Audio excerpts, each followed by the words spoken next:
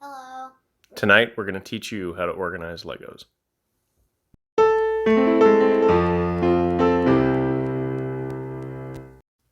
So between my kids and I, we have a lot of Legos, and sorting them can be a real pain.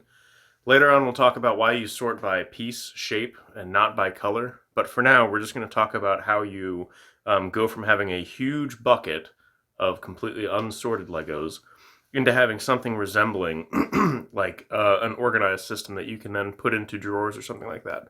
So let me show you some stuff. So here is our huge bucket drawer full of unsorted Legos. This happens whenever kids play with toys and whenever we build models and then they'll put them away. Typically, what I like to do is I like to keep my pieces sorted in these small drawers, organized not by color, but by shape or by function. And again, we'll talk more in detail about that later. But for now, how do you go from having this big giant bucket to having stuff that's in drawers? There's a handful of techniques out there, but one that I've figured out works the best are these sort of like children's sieve things for toys. I bought these off of Amazon, and I'll put a link in the description below. After that, I went through and I cut out some of the holes just to make them bigger, because otherwise they're too small for regular Legos. And so then what we did was we invented this sort of around the table system where you can then shake your Legos out as you go. There's a handful online that you can still find on eBay, but these type of Lego sieves are pretty hard to find. So this is the only one that I've found that seems to work pretty well for Legos. Keep in mind that as we do this, we're going to go from small to big, which is opposite of what you would do for like gardening or panning for gold, where you would then go from big to small. But in this case, because of the number of times you have to dump the bucket, it actually, I think, works best to start small and work your way up big. So what I'll do is I'll set up the camera and we'll do a quick time lapse here so you can see how it works. Okay, so Annabelle's going to take a handful and you put it in the smallest one first. Things that are obviously like way too big would go into the too big pile. Then she starts shaking, and then once nothing else is coming out, she moves on to the next one, and then to the next one. And then I'll jump in behind her.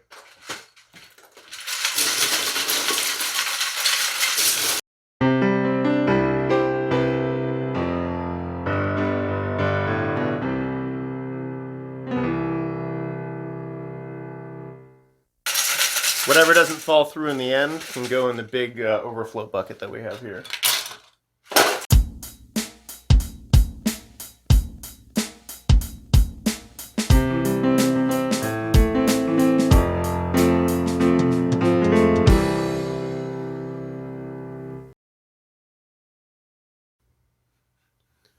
So one thing that I discovered works really well are these Sterlite 3 drawers for papers, for 8.5 by 11 paper if you're in the U.S. The drawer dimensions are 13.5 by 11.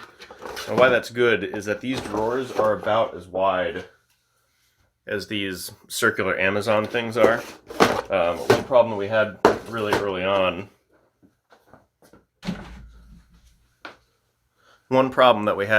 on was when you would sort, the actual like sifter was bigger than sort of the target drawer, and so these drawers help catch stuff. The problem is they're not very deep, and if you have a big enough collection, what'll happen is you'll end up filling up the drawer, especially with the smaller parts, since you're going to have more of those. Okay, so going back to the drawers, for the small parts, or extra small is what we've labeled them, the holes are about that big. What we do is we just put it straight into this big bucket here, because that'll have to get sorted by hand later. What we do for some of the larger pieces, I think these ones are just labeled small. Yeah. The drawer itself will get full, so what Annabelle's going to do is she's going to take it and dump it into just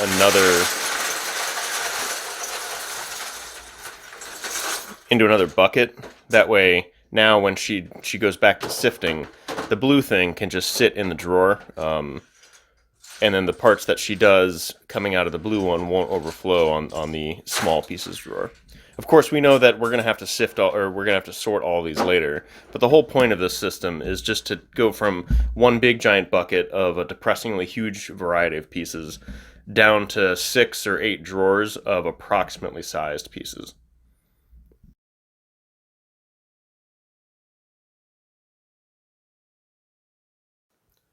Okay, so that's the system. It's not very complicated. It revolves around these little toy sifters that I found on Amazon for like 30 bucks, and then these like Sterlite paper holder drawer things that you can get at Walmart.